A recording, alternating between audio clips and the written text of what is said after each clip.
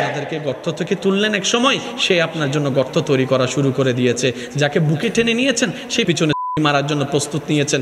আপনি দেখতে লাগলেন আপনার চতুর্দিশে কেমন জানি সবকিছু পাল্টাই যাচ্ছে, কল্পনাও করেন নাই এমন কাজ হয়ে যাচ্ছে। মনে রাখবেন, এরকম কোনো সিচুয়েশন আসলে তখন বুঝবেন আল্লাহ তাআলা আপনাকে সুপ্রিম পাওয়ারের ধৈর্যের পরীক্ষা নেওয়া শুরু করে দিয়েছেন। সুবহানাল্লাহ। আপনার কষ্টের লেভেল যত বাড়বে, মনে রাখবেন আপনার নিয়ামত পাওয়ার সময় তত কাছে চলে আসতেছে। সুবহানাল্লাহ। এবার যখন আপনি দেখলেন আপনার কষ্ট কষ্ট কষ্ট কষ্ট কষ্ট, শারীরিক, মানসিক, পারিবারিক সব দিকেই কষ্ট, আপনি শুধু ধৈর্য ধরে আছেন রবের খুশির জন্য। যেই দিন আপনার ধৈর্য ধরাটা রবের কাছে পছন্দ হয়ে যাবে, সেই দিন রব বলবে, জিব্রাইল, আমি আজকে থেকে আমার এই বান্দাকে ভালোবাসি। আর একটু জোরে, আমি আল্লাহ আজকে থেকে আমার অমুক এই বান্দাকে ভালোবাসি।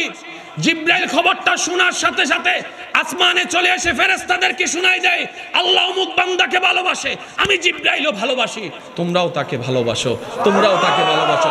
তখন আল্লাহর পক্ষ থেকে ওই আল্লাহর বান্দার জন্য একটা সিকিউরিটি ফোর্স চলে আসে রহমতের। বলেন সুবহানাল্লাহ। আচ্ছা বলেন, যার সহায় আল্লাহ হয় তাকে হারায় কে? জোরে জোরে বলেন না সুবহানাল্লাহ। মনে রাখবেন, ইব্রাহিম নবী যতক্ষণ আগুনে পড়ে নাই ততক্ষণ আগুনটা বাগান হয় নাই। বাগান হয়েছে আগুনে যাওয়ার পরে। আগুনের আগে কোনো বাগান ছিল না।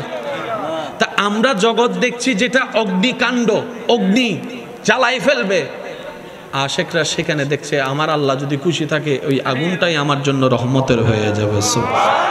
আর একটু জোরে বলেন না সুবহানাল্লাহ। পৃথিবীর যত মান সম্মান নিয়ামত সব এসেছে কষ্টের পরে। সেজন্য আল্লাহ পাক বলেছেন, ফা ইন্না মা'আল উসরি ইউসরা।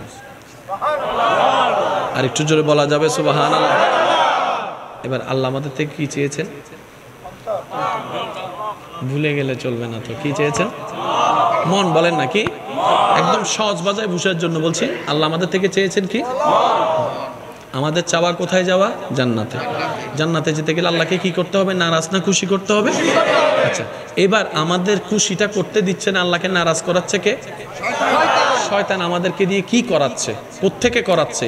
এই কথাটা বলে আমি আপনাদের থেকে বিদায় নেব। একটু খেয়াল করবেন, শয়তান আপনার আমার সেই চুলের আগা থেকে পায়ের নখ পর্যন্ত শয়তানের যত কাজ আছে, আমি প্রশ্ন করবো, আপনারা একটু বলে বুঝে শুনে বলবেন এটা কি ফেরেশতার নাকি শয়তানের, এটা আপনারাই বলবেন। হিংসা করা, একটু জোরে বলেন। অহংকার করা, লোভ করা, ঠেলাঠেলি করা, লালসা করা, অন্যের ক্ষতি করা, জায়গা দখল করা, মানুষের নামে বনি দেওয়া, মানুষের ইজ্জতে আঘাত দেওয়া, এগুলো সবগুলা কার? এগুলা করলে জান্নাত না জাহান্নাম? কে করাচ্ছে? কাদেরকে দিয়ে? কাদেরকে দিয়ে? এবার বুঝেছেন কেন আমাদের কারণে পৃথিবী অশান্তি হচ্ছে? আমাদের কারণেই অশান্তি হচ্ছে, কারণ আমাদের দিয়ে শয়তান করাচ্ছে। এবার শয়তানকে জিজ্ঞেস করেন, এই তুই জিনিসগুলা রাখছস কোথায়? এবার দেখেন, হিংসা কি ভালো না খারাপ? দুনিয়ার জন্য খারাপ, পরকালের জন্য খারাপ। কারণ হিংসাটা কার? শয়তানের। এবার আপনি দেখেন তো আপনার সারা শরীরে হিংসাটা শয়তান কোথায় রাখছে? কানে, দাঁতে দাঁতে, নাকে নাকে, ঠোঁটে ঠোঁটে। হিংসা কোথায় রাখছে? আরো জোরে। অহংকার কোথায়? লোভ কোথায়? লোভ কোথায়? বিদ্বেষ কোথায়? এবার শয়তানকে প্রশ্ন করেন, আমার দেহে এত জায়গা থাকতে তোর নোংরা জিনিসগুলা তুই মনে রাখছস কেন? হাতে রাখতে পারতি, কোমরে রাখতে পারতি, হাঁটুতে রাখতে পারতি। শয়তান বলে যে না, আমি জায়গা চিনি।